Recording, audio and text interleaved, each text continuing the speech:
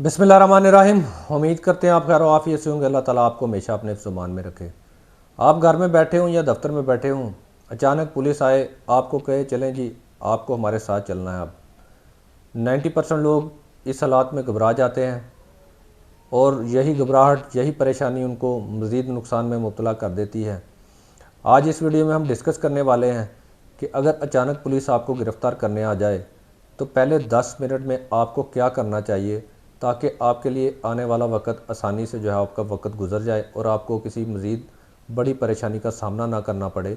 लेकिन इससे पहले अगर आप हमारे चैनल पर नए हैं तो हमारे चैनल को सब्सक्राइब ज़रूर कर लें ताकि इसी तरह की कारआमद और मालूमाती वीडियो बर वक्त आप तक पहुँचती रहे। सबसे पहला काम, अगर आप ऐसी सिचुएशन में हैं कि पुलिस आपको गिरफ़्तार करने आ गई है, सबसे पहला काम जो आपने करना है, आपने बिल्कुल भी घबराना नहीं।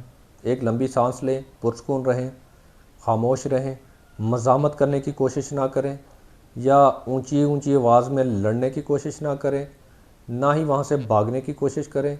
ये तीनों चीज़ें आपको नुकसान करेंगी।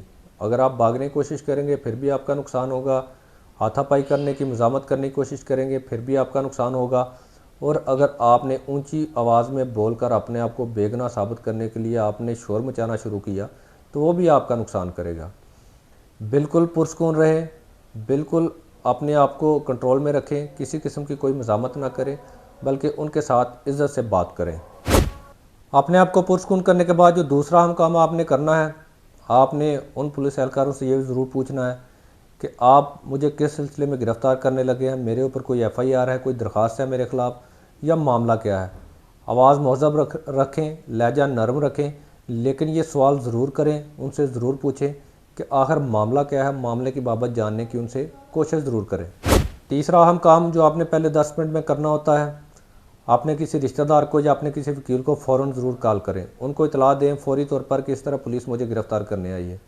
फ़ौरी तौर पर आपने किसी रिश्तेदार, घर वालों को या अपने वकील को ज़रूर इतला दें, क्योंकि आपकी गिरफ़्तारी के बाद जो अगला मरहला होता है वो उन लोगों ने फॉलोअप करना होता है, आपके वकील ने करना होता है या आपके घर वालों ने करना होता है। तो उनको लाजमी आप इतला ज़रूर दे दें फ़ोन कॉल के ज़रिए फ़ौरी तौर पर कि मेरे साथ ये मामला है, मुझे पुलिस गिरफ़्तार करने आई है और आप मेरा पता कर लें थाने से या जहाँ भी मुझे ये लेकर जा रहे हैं। अगर पुलिस आपसे किसी बाबत पूछती है या किसी बाबत आपसे इंक्वायरी करने की कोशिश करती है, उसी दौरान आपको, आपके पास कानून आपको खामोश रहने का हक देता है।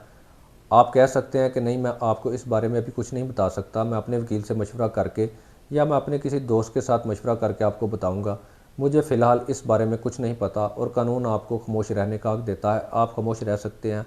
और कोशिश करें आप जब ऐसी सूरत हाल हो तो आप खामोश ही रहें, क्योंकि आप घबराहट में कोई ऐसी बयानबाजी या ऐसा जुमला ना पुलिस को बता दें जो वो आपके ख़िलाफ़ इस्तेमाल करें। आखिरी अहम काम जो आपने करना होता है, अगर इस दौरान पुलिस आपसे किसी पेपर पर साइन वगैरह करवाने की कोशिश करती है, बिल्कुल भी ना करें, कतई ना करें। कभी भी किसी भी पेपर पर, सादे पर या स्टाम्प पेपर पर या कुछ लिखा हो, किसी भी तहरीर पर साइन ना करें। वो आपको ज़बरदस्ती मजबूर नहीं कर सकते, ना आपको करने चाहिए, बल्कि इसका एक तरीक़ाकार होता है, उस तरीक़ाकार के मुताबिक उसके ऊपर साइन अंगूठा होगा। लिहाजा फ़ौरी तौर पर किसी भी कागज़ पर, किसी भी तहरीर पर दस्तखत या अपना निशान अंगूठा कभी भी ना लगाएं। याद रखें, अगर आपको पुलिस गिरफ़्तार कर रही है तो इसका मतलब ये नहीं है कि आप मुजरिम साबित हो गए हैं। गिरफ़्तारी का कतई ये मतलब नहीं होता। गिरफ़्तारी का मतलब सिर्फ़ हिरासत में लेना होता है, तफ्तीश के लिए, इंक्वायरी के लिए।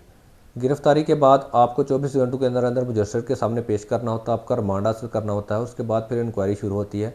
लिहाजा इतनी जल्दबाजी करने की ज़रूरत नहीं है।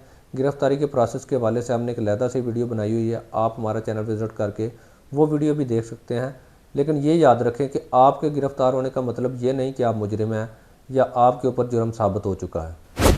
असल फ़र्क गिरफ़्तारी और जुर्म में नहीं होता, बल्कि असल फ़र्क पड़ता है कि आपने गिरफ़्तारी के दौरान पहले 10 मिनट में क्या किया। अगर आप बताई गई बातों पर अमल करने में कामयाब हो गए तो 100% आप बाइज़्ज़त बरी होंगे। उम्मीद करते हैं आपको वीडियो पसंद आई होगी। अगर वीडियो पसंद आई है तो लाइक, कमेंट, शेयर ज़रूर कीजिएगा। हमसे किसी भी किस्म का कानूनी मशवरा करना चाहते हैं, दिए गए हमारे नंबर पर व्हाट्सएप मैसेज करके या फिर कमेंट सेक्शन में आप हमसे कानूनी राय ले सकते हैं।